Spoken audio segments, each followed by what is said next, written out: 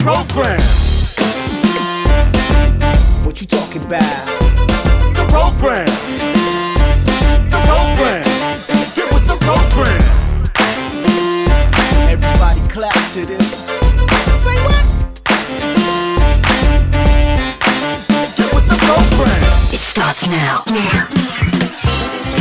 Hello and welcome to Get With The Program Radio Show. I'm your host, Gary Jones. Get With The Program Radio Show is a multicultural, informative, relevant, and entertaining 1-hour weekly show offering you a combination of diverse interviews with questions and comments. And as always, we will act as a positive source of information. Now listen, if you want to be a guest on the show, all you have to do is log into www.getwiththeprogram.biz. Shoot me an email, leave me a message. You never know, you may have a conversation that we would love to talk about. Or give me a call at 919-665-1118, 919-665-1118. Now listen, today we're going to be joining a conversation with Dr. Kesha Reed. Kesha is a higher education administrator, author, educational consultant, founder, and CEO of Reach Higher Educational Consulting. Now, Kesha has also written a book, Reach Higher in Life and Love, a fabulous, fantastic book, and that's what we're going to talk about today. There's so much content in this book. You got to join me in this show. It's going to be fabulous. Once again, the topic today is Reach Higher in Life and Love. Hello, Kesha, and welcome to the show. Hello. Thank you so much for having me. I am thrilled to be here. It's a pleasure, because the conversation we had, we talked a lot on the phone, and I noticed you should be a radio host. Oh my goodness! Well, thank you. Well, sign me up. Where can we start? Because you can talk. I thought I could talk, but you can talk too. We are some talkers here. I can go. So you're gonna make this easy for me today. Awesome. Thank you again for having me. Absolutely. So Kesha, tell me about yourself. I mean, where you from now? What's going on with you? Yes. So I know we spoke about having New me. York. Mm-hmm. Yes. So I am Kesha Reed, and I'm actually originally from Birmingham, Alabama. Mm-hmm. So that's home for me. All of my family is here, but I've been in Durham, North Carolina over 20 years. So this has become home, but my home is Birmingham, Alabama. Proud of my Southern roots, and just happy to share about my journey today. Wow. Absolutely, Yeah. Absolutely, Mama. So you've written a book. Now, I noticed that you are a higher education administrator. Yes. So tell me about that. Yes. So I work at an institution in Durham, North Carolina, HBCU, wonderful HBCU.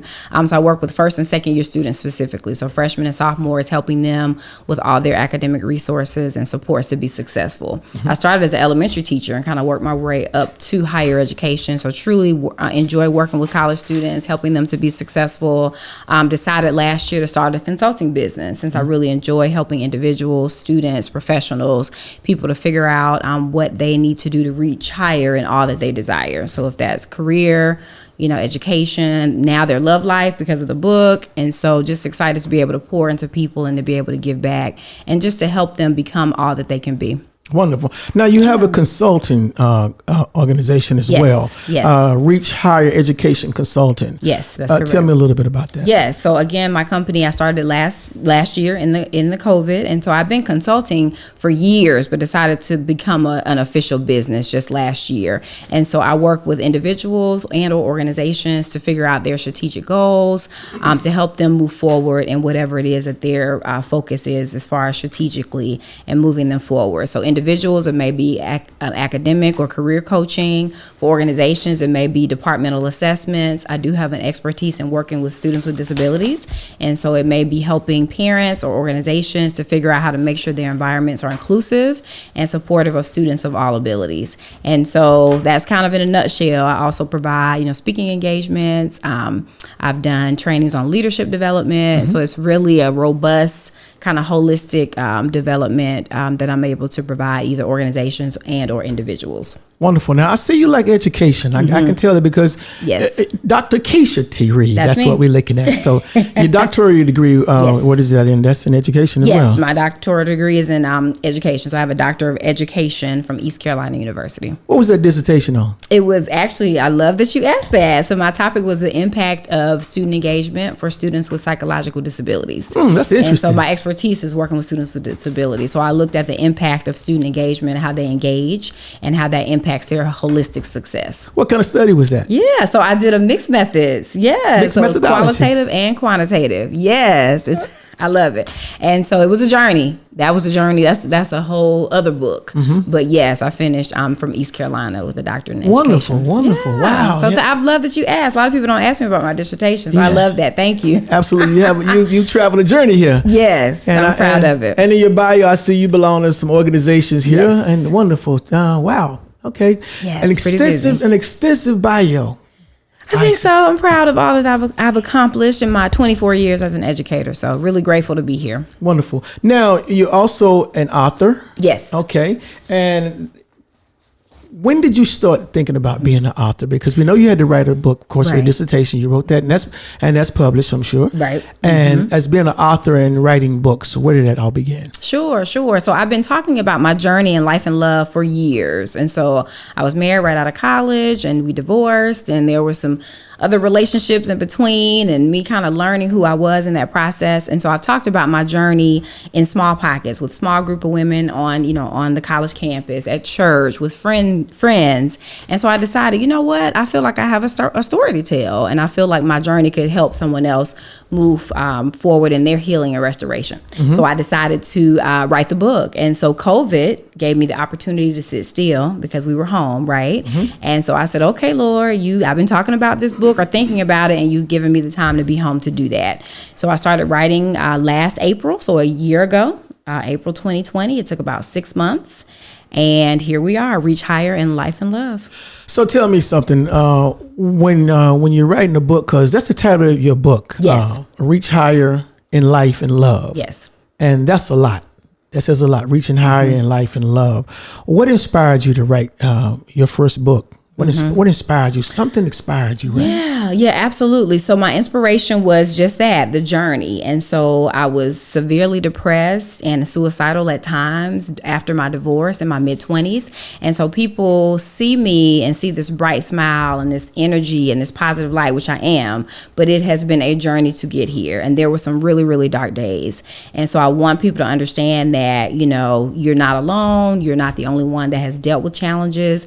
Breakups for some people can be traumatic. And for me, it was almost like a death. It was a mourning when my first husband and I split. And it was just really, really difficult. And so I wanted to be able to share with women, with men, with all people that healing is possible, that restoration is possible, that you can move forward with your life, rebuild, and start again. And so that was my motivation to put my journey in writing. The book also gives you an opportunity just to journal, to literally write in the pages, to, as you learn about my journey, to reflect on your own journey and where you are. And so my motivation was really just to help people to understand that you by yourself, you're enough, you're worthy, and that you can find this healing and be all that you can be.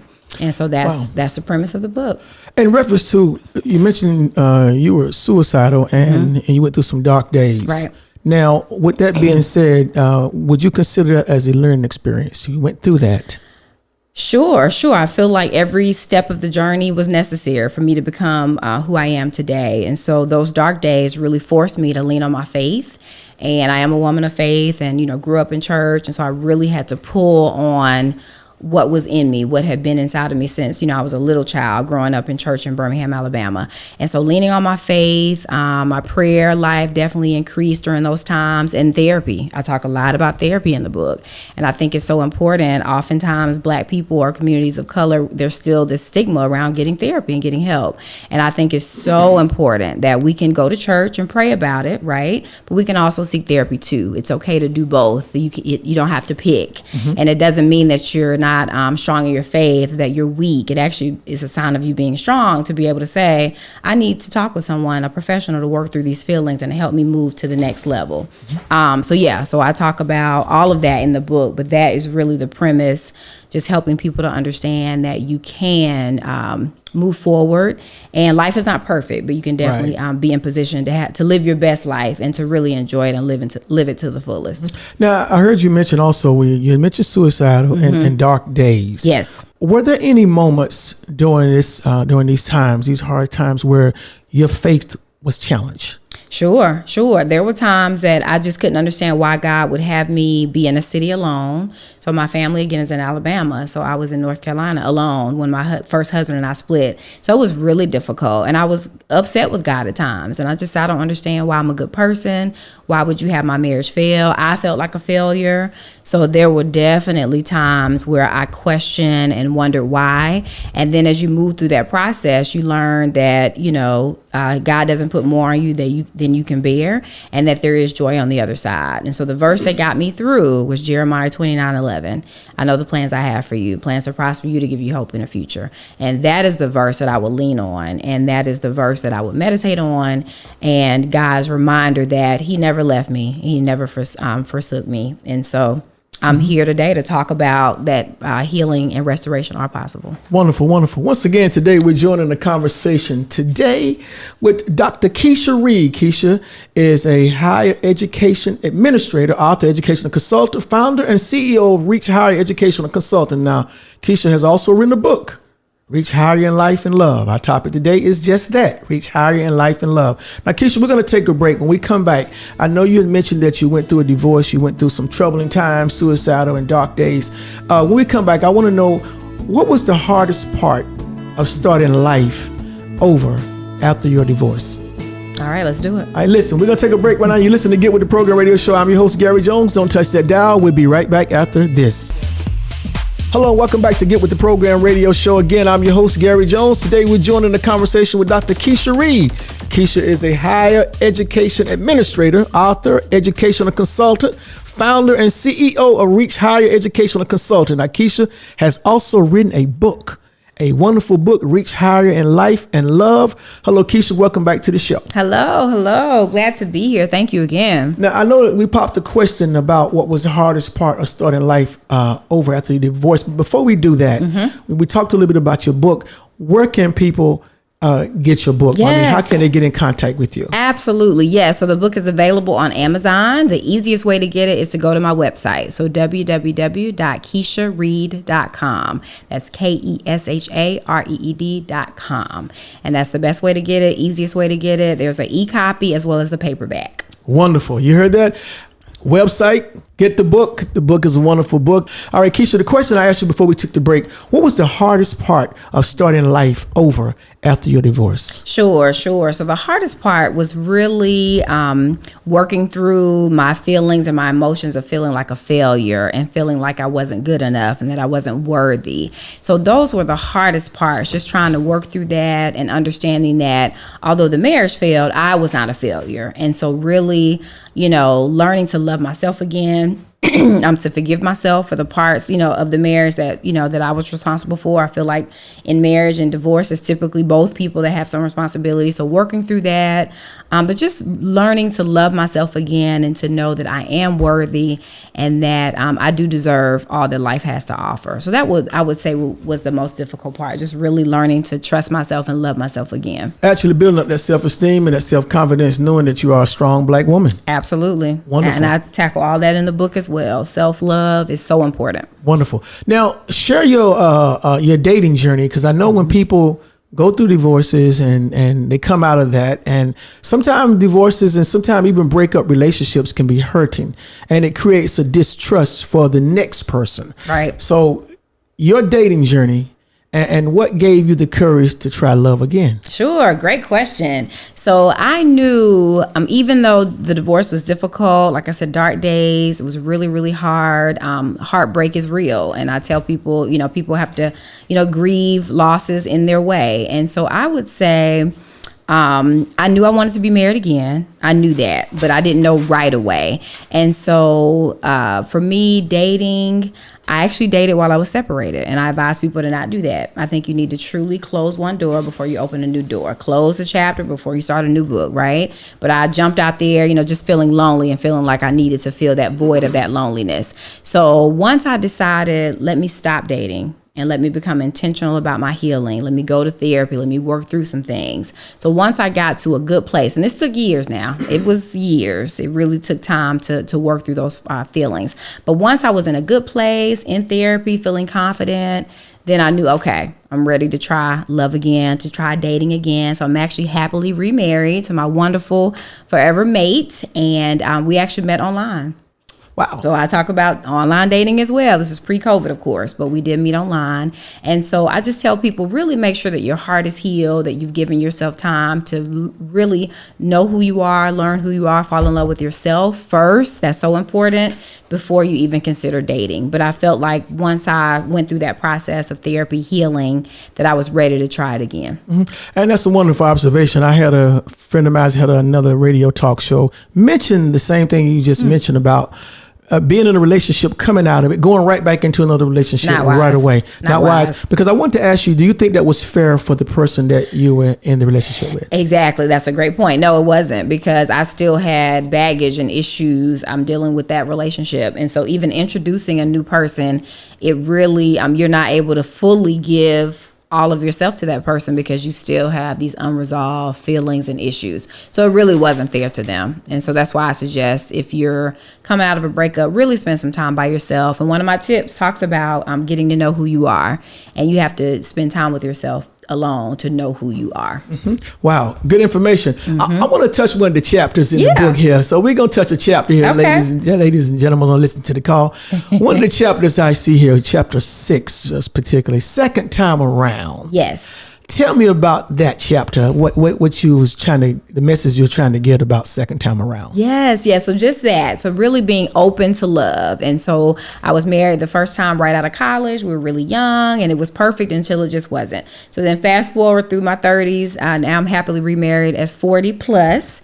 And so just being open to love. So some people come out of a divorce and they're like, oh, I'm never going to get married again. And that's not for me. And I just say, just be open. And so second time around is trusting yourself, trusting the journey, knowing that you're worthy of all that you desire. So if you desire marriage, which I knew I did, then, pursue that and be intentional about it. I think that's important. But it's really about being open to love and not allowing your past to dictate and define your present and your future. That's a wonderful observation, because if you let your past dictate which way you're going with your next person, right, it may be a problem. Absolutely. Now, chapter 5. Yes. Is third time's a charm, and you mentioned having 3 rings. Yes. Tell us about each and these 3 rings. I want to hear this right now. Yeah. I talk about the 3 rings. It's quite amusing if I say so myself. So ring number 1 was the first husband right out of college. And I guess what I learned from that is you can't be selfish in a relationship. And so we were young. I was 22 when we got married. He was 23.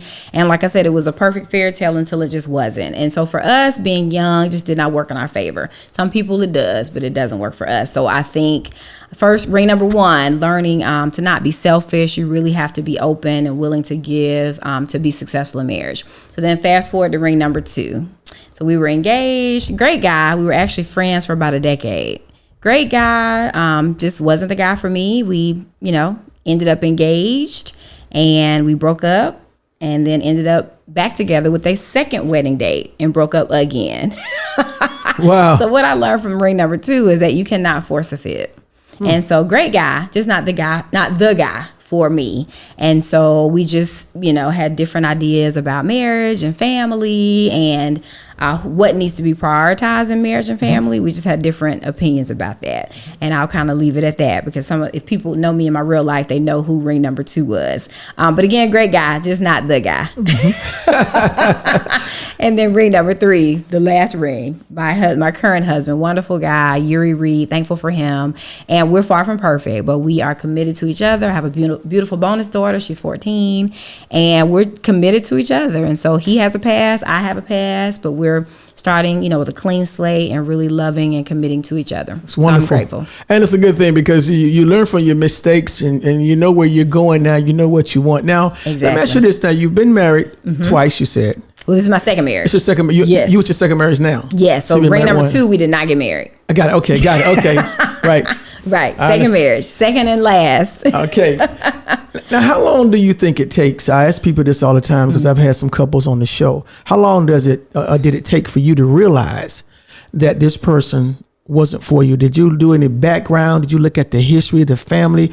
What was it that you realized that this person wasn't for you? So you mean ring number 2? I'm just trying to keep up. Ring number 2? Okay. So I think, honestly, A lot of women have a checklist in their mind. So, college, check, you get married, check, have the baby, check. And so I was, in my mind, I think I was trying to get through these checks and work down this list that society kind of tells us that we have to do certain things. So I was getting in my mid 30s and just felt like I needed to be married. Like I just felt like, I need to be married because I want to have a baby. Again, this checklist that a lot of women feel like we have to check off. And so great guy, like I said, we were just friends, and good friends actually, but we should have just stayed friends. So I think we just had different opinions about family life and marriage. And so I'm glad we figured that out before we said I do. Because I just truly feel in my heart of hearts that we would not have been successful. So again, you can't force a square peg into a round hole. He just was not the guy for me. Great guy, but just not the guy for me. Wasn't a fit. I got it. Just wasn't a fit. No, and I talk about that in one of the chapters. You really need to be honest about what it is that you want. And you can't change people. You have to allow people to be who they are. And then you decide if that person works for you. So dating, I talk about that in the book. Dating is about collecting data and figuring out if that person aligns with what it is that you want. We shouldn't try to change grown people, right? That's right. And so allowing them to be who they are, and then you decide if that's going to work for you or not. And if it doesn't work, that's okay. It's okay to back away and figure out what you need. Figure out what good information. What we're going to do here, Kesha, we're going to take a break. Okay. And we come back, I have a fantastic question to ask you. I'm excited. It's going to be a real exciting question. Trust me when I tell you.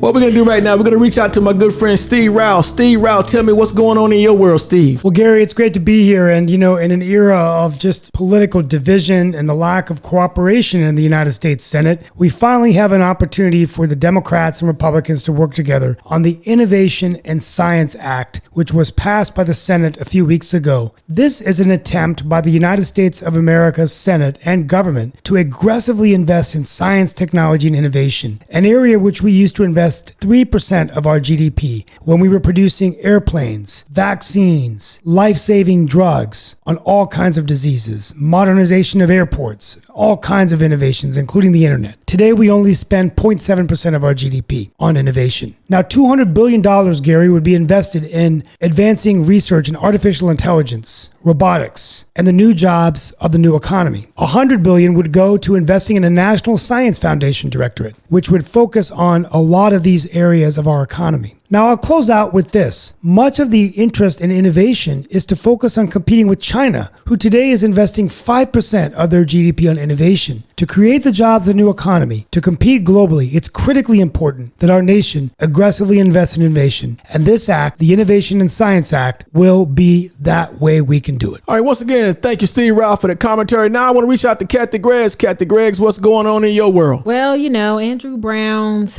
autopsy came out, and apparently he was killed from the police, of course, which we already knew, but he had a shot to the back of the head. So that is an execution. That is not anywhere does it show that there was a threat from Andrew Brown as he sat in his vehicle. That was an execution. Why are the people in North Carolina being executed by the police of North Carolina? That's the question in all avenues. This is a pattern that we need to look at. An execution style killing from the police. Execution style. So that means this was something, this possibly was a set. I ain't gonna say it was a setup, but it looks like if it's execution style may have been planned. Exactly. I mean, why would you want to shoot directly at someone's head? The police is supposed to de-escalate. So where was there any de-escalation in that situation? It was execution style. Good information. Kathy Greggs, appreciate that information. You heard it right here on Get With The Program Radio Show. I'm your host, Gary Jones. Listen, don't touch that dial. We'll be right back after this.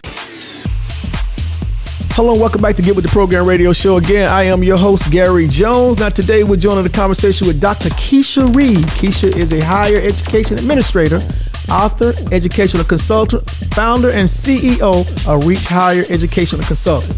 Now, Kesha's also written a book, Reach Higher in Love. Oh man, let me correct that because it's such a fantastic book.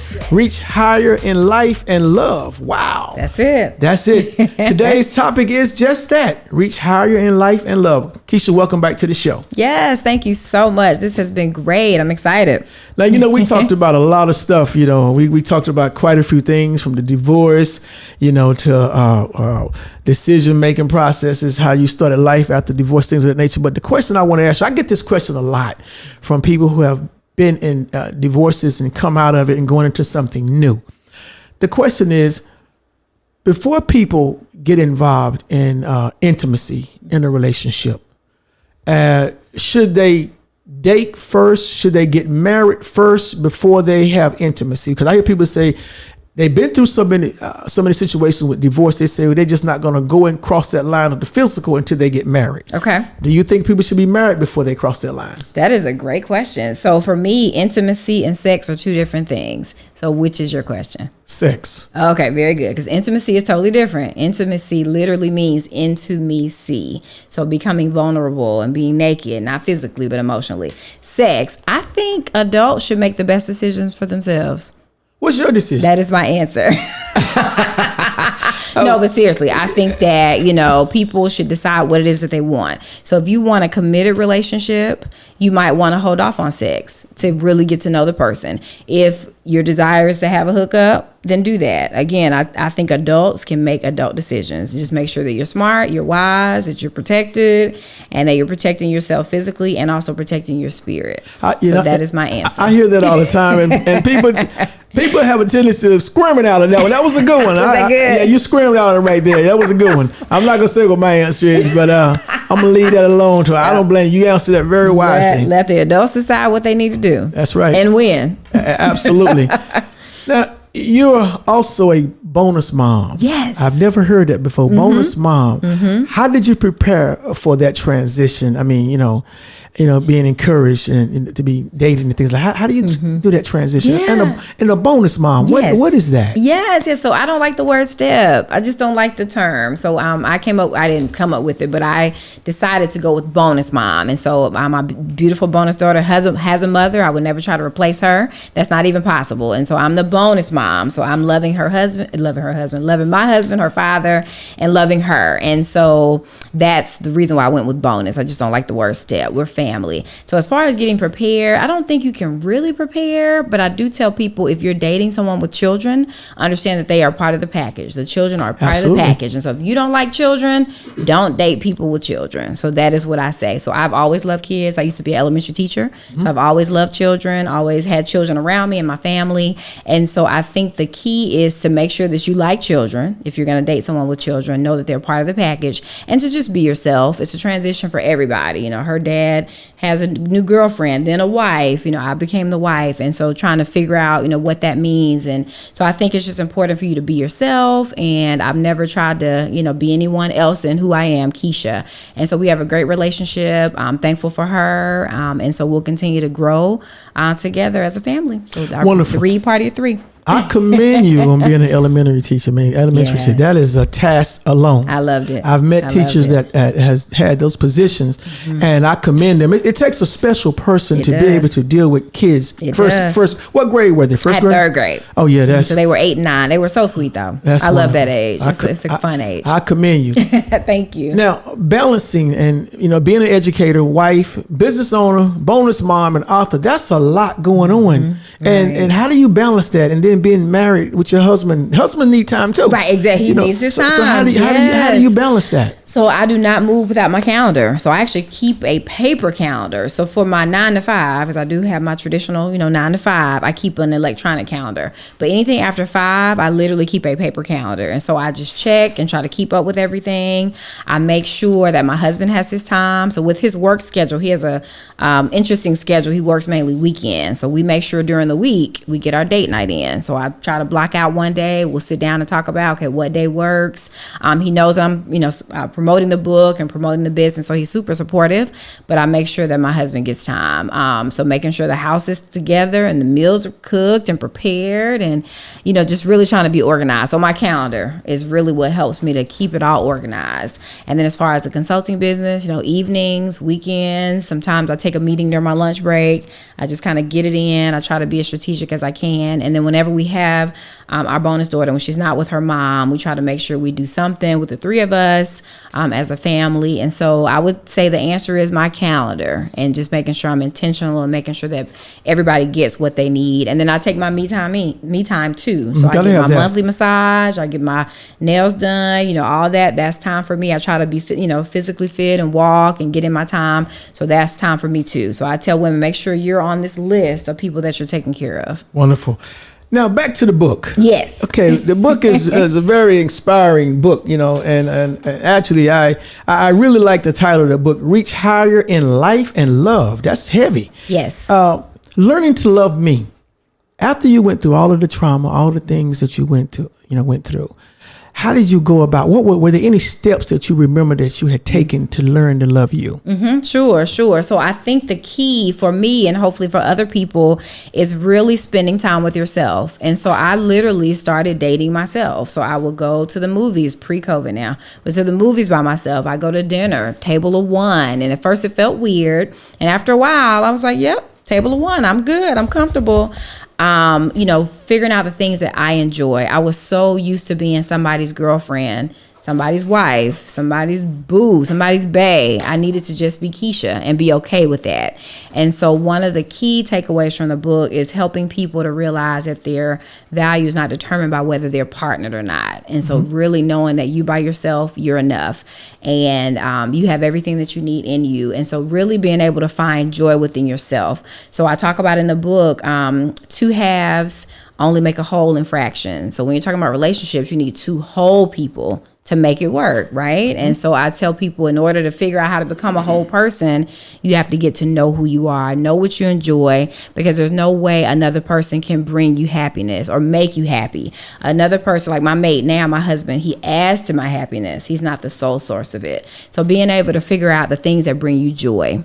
And so that was a big part of my journey. Incredible learning to love you, because if you don't love yourself, how you gonna love somebody else? Exactly. That's one of the famous words of one of my go-go guys, Chuck Brown. How you gonna, first you gotta learn to love yourself. That's right. Before you can love someone else. Exactly. And know who you are. Now, another chapter here, Death of the Fairy Tale. Yes. What's the fairy tale? Yeah. So for me, the fairy tale was this perfect marriage, right out of college. And, it was perfect for a minute, but, perfection, that's not realistic.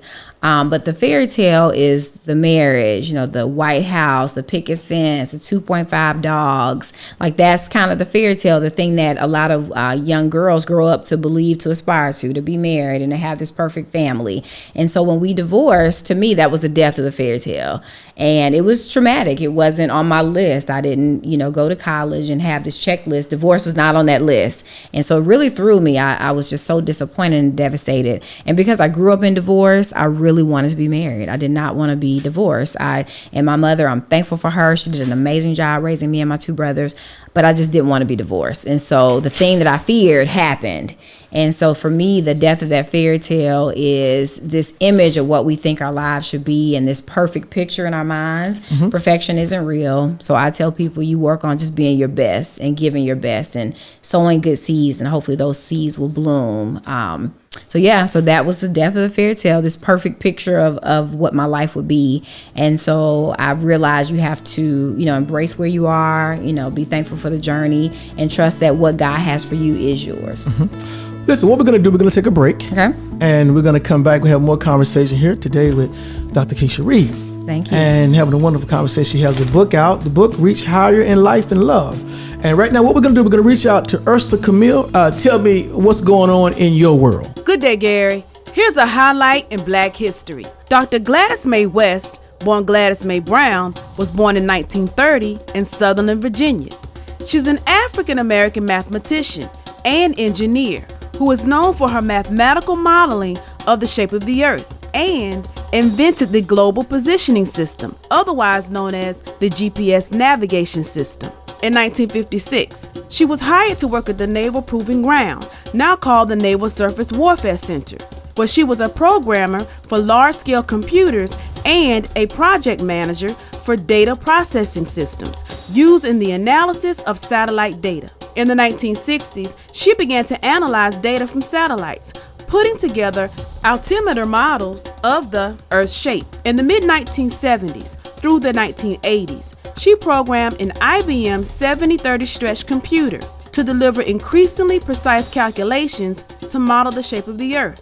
In order to generate an extremely accurate model, this required her to employ complex algorithms. When her team discovered an error during the study, Dr. Gladys Mae West was the only one that was able to provide the solution. Her data became the basis for the global positioning system known as the GPS navigation system. Thanks to the invention by Dr. Gladys Mae West, many are able to experience the GPS navigation system used today. This concludes today's highlight in Black history. Okay, now I want to reach out to my good friend, Dr. Canterbury. Dr. Canterbury, tell me what's going on in your world. Hey, what's going on, Gary, man? You know, I have a lot on my mind about this new Alzheimer's drug that just came out this week from the FDA. It is called Aduhelm or aducanumab, and it's the first one to actually treat some of the processes in the brain that lead to those Alzheimer's symptoms.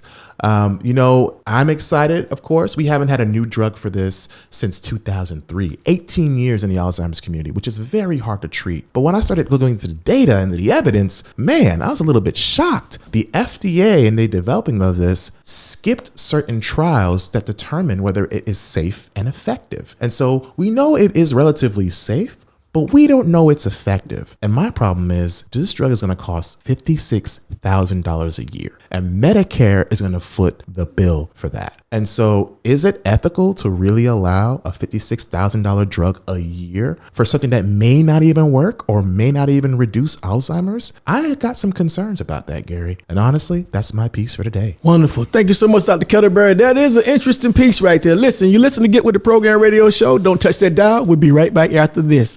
Hello, welcome back to Get With The Program Radio Show. Again, I'm your host, Gary Jones. Now listen, today we're joining a conversation with Dr. Kesha Reed. Kesha is a higher education administrator, author, educational consultant, founder, and CEO of Reach Higher Educational Consulting. Kesha has also written a book, Reach Higher in Life and Love. Just the title alone intrigues me right there. Reach higher in life and love. That's powerful. Hello, Kesha. Welcome back to the show. Hello. This is awesome. I'm loving every minute. Absolutely. I'm definitely I'm learning some things. I'm going to be honest. I'm learning some things, because, when you go into marriage, I've always think marriage is a very, very serious part of anyone's life, because when you bring God into it, you got that Bible there and this holy matrimony. There's a couple times in life where you see the Bible in situations, and they present that in marriage. You see the Bible in marriage, you see the Bible in court. Those are some life-changing situations if you're not ready. Right, absolutely. It's serious. You got to be ready. You got to be ready. And then you get into the monetary issues of the money and all that stuff tied in together. You better be ready. You got to talk about it. Communication is key. Now, I want to ask you, in reference to marriage. Yes. Getting into marriage, like you said, you got into it early. Mm-hmm. You didn't, you moved fast on it. Getting into marriage, I hear often, is easy.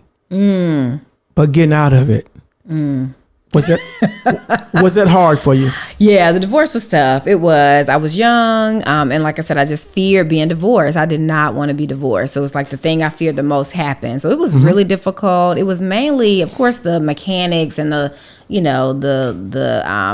because it's a contract, right? So the breaking of the contract is a process. But for me, it wasn't so much the technical transactional part, it was the heart part for me. So it was the emotions and the feeling rejected and abandoned. It's just so much, and I talk about all that in my book, but I'm just grateful for healing and restoration. But yes, for me it was more so of just figuring out how to move through life and to heal and be restored.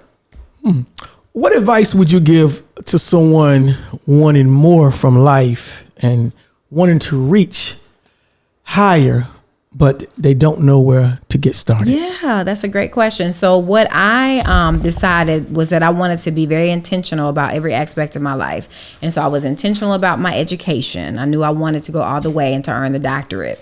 I knew that, intentional. I have been intentional about my career and making sure that I've moved in the right direction. So I started as an elementary teacher and kind of worked up the ranks teaching at a community college. Now I'm at a 4-year institution, and so moving forward in my career. So I decided I wanted to be intentional about love as well. And for me, I wanted it all. And so I tell people, you have to define what it all is for you. What does having it all mean for you? So for me, it's the career, the education, and the happy and healthy marriage. Some people don't desire marriage, and that's fine. So this book is really not about how to get a husband or how to get a wife. It's about how to become your best self so that you can reach higher in all that you desire. So I tell people, define what success is for you, because it's different for everyone. Define what happiness and joy means for you. Define what your goals are. Don't worry about what somebody else is doing. Decide what is going to be the thing that brings you joy, and then go for it and go after it with everything in you.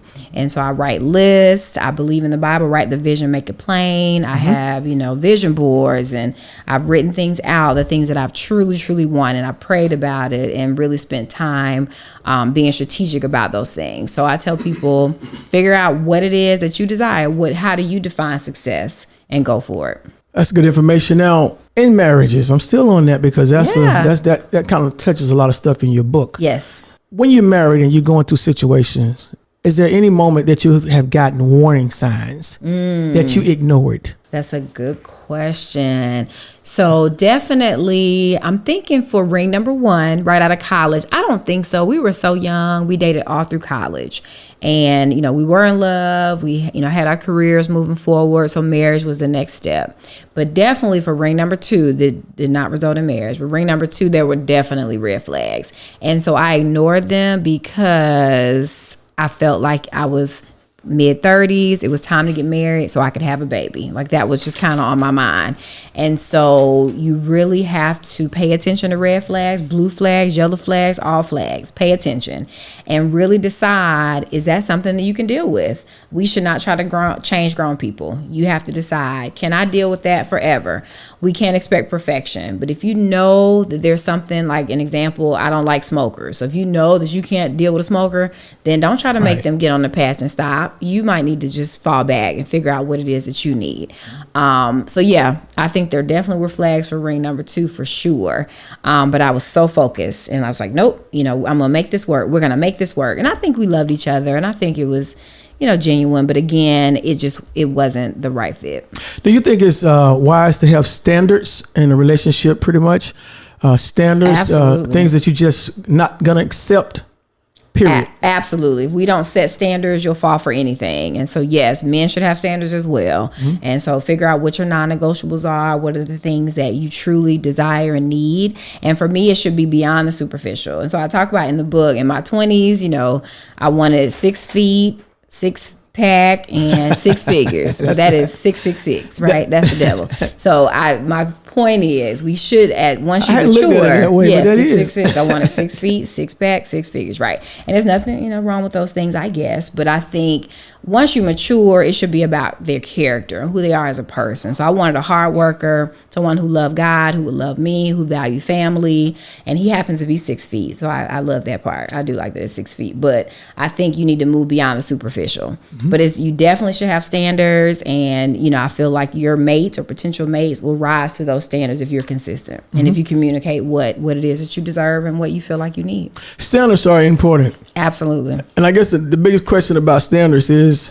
when you meet someone and you set your standards when you first meet them, early part in the relationship, but later on, the expectations that you had reached out for those standards change.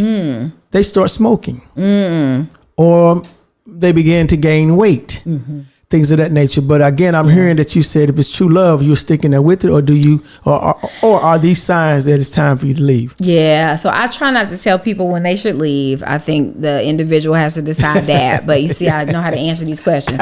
Listen, but I do think you need to make sure that you're safe and whole and that you're being treated well. So of course, abuse, physical, emotional, you don't need to say in that. But like I said, I don't tell people that they should leave. I tell people you need to decide what it is that you feel like you need. Is your mate meeting your needs, meeting your expectations? We can't expect perfection. Nobody's perfect. None of us are.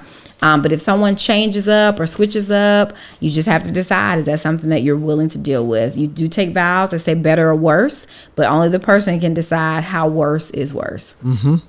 Wow. Once again, Reach Higher in Life and Love is the book. And based on the conversation here today, it sounds like to me you have quite a few solutions based on what you've gone through. Absolutely. Using my experiences to help others. And this is in your book. Yes. Once again, how can we get the book, the website? Yeah, so the book, Reach Higher in Life and Love, you can find it on my website, www.keshareed.com. That's KESHAREED.com. There's a paperback and a e-copy for folks who want it right on their tablets. So definitely buy it, and I pray that my journey can impact and help others. Wonderful, wonderful. Now, chapter 7. Yes. Finding balance. Tell me about that. Yeah, so 7 is where I really just tie it up. I knew that I wanted 7 chapters in my book. 7 is the number of completion, so I was very intentional about that. And so chapter 7 is really tying it all in a neat bow. So again, I offer 7 tips to help you reach higher in life and love. And so the last tip really just ties it all in a bow, and it really talks about being content where you are and trusting your journey. And so it's okay to want more. We all want more at certain times in our lives, but I think it's so important to really enjoy where you are, enjoy the moment, take a minute to just breathe and just be thankful, especially in a pandemic when so many people have lost lives. We're here. And so it's so much to be grateful for. But really 7 talks about figuring again, what is it that you desire, being content where you are in your current season, but trust and know that better and greater can be yours if you become intentional and take those steps to get there. Wonderful, wonderful. Now, last but not least, what's the key takeaway from your book? Yes. So the key takeaway, I think there's so many, and I hope you buy it and delve in and figure it out for yourself. But I think the key takeaway is to really understand, women, men, all people, that your value is not determined by whether you're partnered or not. And I struggled with that for about a decade, really feeling like I wasn't worthy or as worthy because I was single. And I don't know where we get this thought of, if you're single, that something's wrong with you, or you're, somehow damaged goods, or what, if you will. But that's how I felt. And so I want people to understand that you by yourself, you're enough. You are worthy of all of God's goodness and his mercy and all of his great things. And so really focus on becoming your best self so that you can truly achieve what you desire in life and love. Wow. And all of this we can find in your book. All of this you can find in this book. 7 tips to help you move forward on your journey. Wow. And you also should be able to find that book on the Get With The Program website as well. So at least you'll find a link that can take you right to the book. Once again, Kesha, thank you for joining me today. Thank you. This is amazing. I appreciate the time. Absolutely. Once again, today we're joining the conversation with Miss Kesha Reed. I'm going to call her Dr. Kesha Reed. Wow. Got to respect that doctorate degree. I appreciate that. Dr. Kesha Reed, conversation with her. Kesha's a higher education administrator, author, educational consultant, founder, and CEO of Reach Higher Education Consultant. Kesha's also written a book that we talked about today. Once again, thank you so much for joining me. Thank you. All right, once again, you're listening to Get With The Program radio show. I'm your host, Gary Jones. As I always say, stay positive, keep your head up, and remember to Get with the program. What you talking about? The program. The program. Get with the program. Everybody clap to this. Say what? Get with the program. It starts now.